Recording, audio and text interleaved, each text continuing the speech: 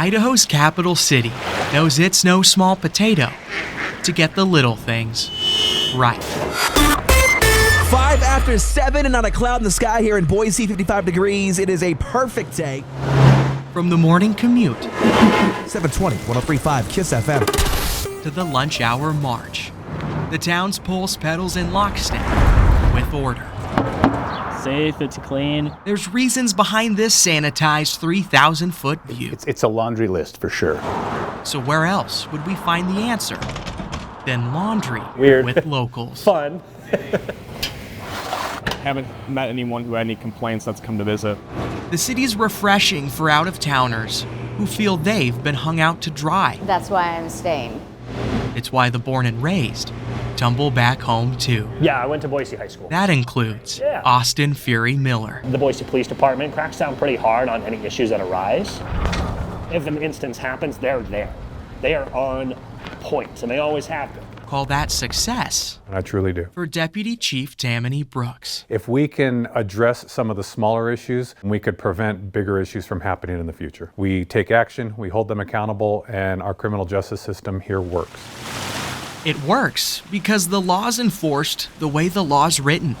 The county sheriff and prosecutor work in tandem to keep it that way. Sometimes prosecutors are making decisions about, hey, I'm not going to prosecute this type of crime, right? It can lead to not enforcing things, which then is not a deterrent to commit crimes. So You're not going to see people shooting up or smoking fentanyl out on the street here because they know you're going to jail for that.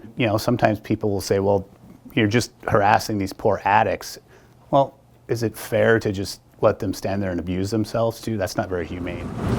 The standards applied to everyone equally. We respond to all calls. Keeping the city orderly. Massive amounts of respect for them, a lot more than I did as a kid.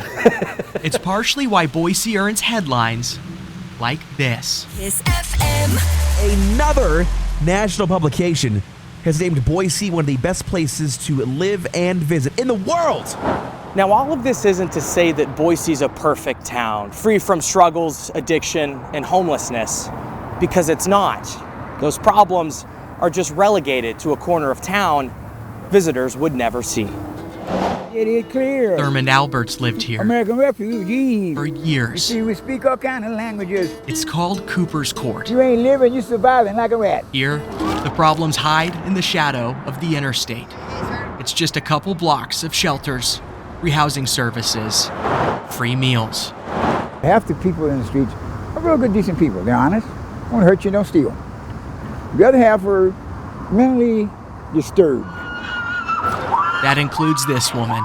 She's not under arrest. She faces no charge. And she's not physically hurt either, but she is mentally ill. In Boise, this is compassion. Hospital. Thurman saw it coming too. He thinks this was for her own good. Yeah, she'll end up getting hurt around here if you don't watch out for her. They call it a city for everyone. And make this place what it is. With Mayor Lauren McLean. Making sure that you've got the services to wrap around those folks that are struggling to help them become self-sufficient in the long run. The city confronts homelessness with a housing first approach. Through a nonprofit partner, the region rehoused 350 people last year.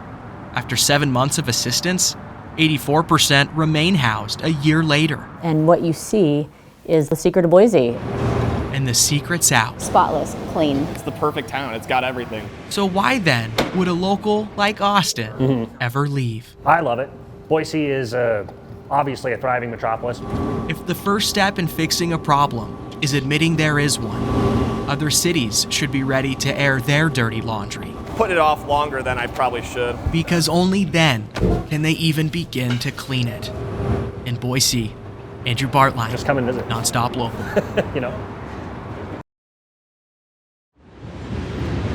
If you wanted to learn how to heal the broken wandering through Spokane streets, you could go to the hospital district, or you could slip across the tracks into a forgotten corner of town where there's always a fighting chance. Boxing gyms lift people up and they keep them there. And owner Rick Welliver always gets straight to the punch. 1, 2. It's off the charts. The guy's the best. 1, 2. Best thing that's walked into my gym 1, 2. since I opened in this space. 1, 2. That title is proudly retained Flip in there. 1, 2. by Steve Einhaus. 1, 2. Is it 3-minute rounds right now? I try. I try, man. It's not easy. Steve joined the gym on a rare burst of confidence. That previously I didn't have. I wanted a change in my life, and Spokane Boxing has given me that change. And then all hell broke loose. One day, Steve dropped by and he said, I quit. He couldn't train anymore because he's on some new medication. He has to protect his head. Right now, my diagnosis is schizoaffective unipolar type. The fight of Steve's life is against himself. Double 1. Into a pair of mental breakdowns, he's undefeated. Yeah, they were scary.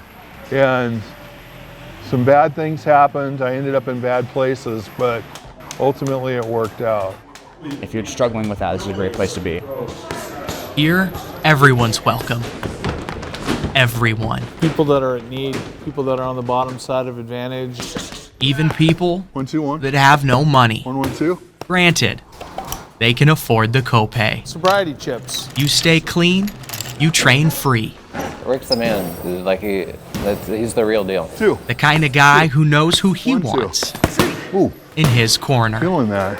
We're just a better gym when Steve's in it. There was no way we were going to lose him. 1, 2. And they didn't. Rick. Because that's now Some people, huh? Coach Steve. Yeah. Steve's a great communicator. Everybody loves him. I want him around more. I'm selfish that way. If students come to this gym to better their life outside the ring, I work out at the hospital as once a patient. then Steve's overqualified. Thank you. I share my story with the patients out there. In mental illness, hope is the key thing. For years, Steve was prepared to fight a long life battle with himself, alone. That is, until he got a taste of the right medicine. Hope walks through that door every moment. The best fighter in the gym, 1, 1, 2. and he won't even throw a single punch. Andrew Baertlein, Humbling. Very humbling. Nonstop Local. I get more out of this gym than Rick could ever know.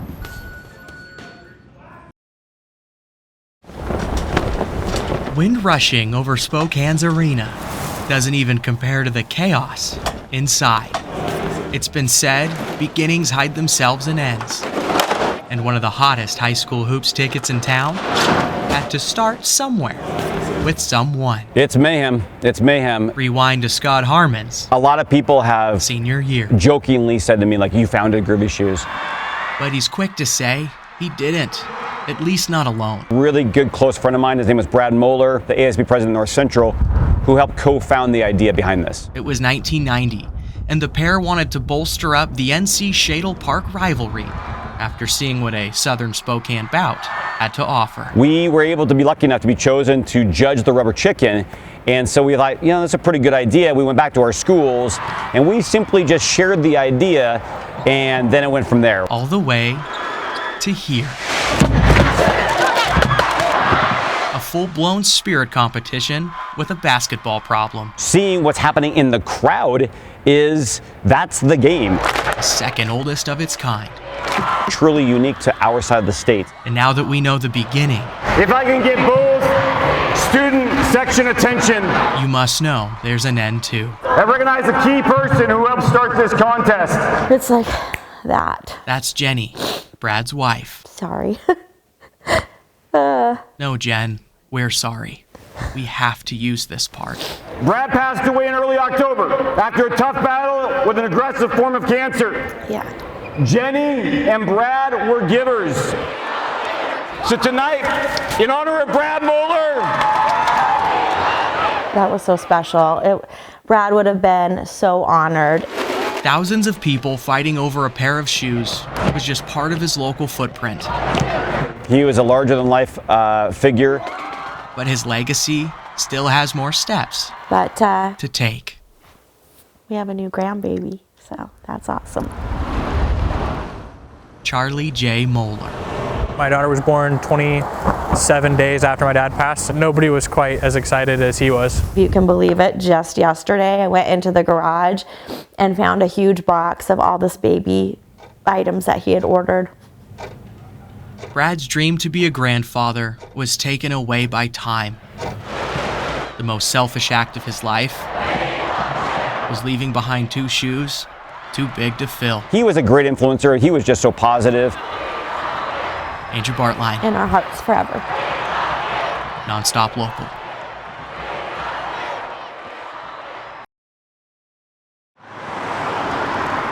If you believe love is found where you least expect it, then take the Riverview Retirement Community Workshop. I want something at heart. How about this thing? Here, no scraps go to waste. This is a piece of plywood that I glued together. Long as Laney Burrell's ticker's still ticking. He bandsaws, belt sands, and wheel buffs. Makes it feel really smooth. At least 6 hours a day. That's all that one needs. Just to make these. I have done 4,000 this year. Little wooden hearts. Ain't no point in being unhappy. It all started 25 years ago. Trim off of a coffee table that I was rebuilding for my wife. I made a heart out of it. She just loved it. So he never stopped making them. Most people know the Crazy Heart Man. And never stopped giving them away to complete strangers. I get more hugs and more smiles and than you can believe. In the shop, they call him a celebrity. We always tease him about that. Across Riverview's campus, he holds on to the reputation. That's Lanny. He's dedicated. Danny Monahan's the CEO. Lanny is quite literally the heartbeat of why we do what we do. And a friend. And I said, you made a heart out of plywood? And he said, yeah, because you hold it all together. Now people across the country are on a wait list for Laney's hearts because each has a special meaning, and you don't need safety goggles to see why. I have a hole in my heart because I lost someone. It was his wife, Molly. She had a form of dementia. You know, they call it the long goodbye. He loved her with all of his heart. Heartbreaks followed him since and followed him here. You know, I'll look at something and it clicks. I remember Molly.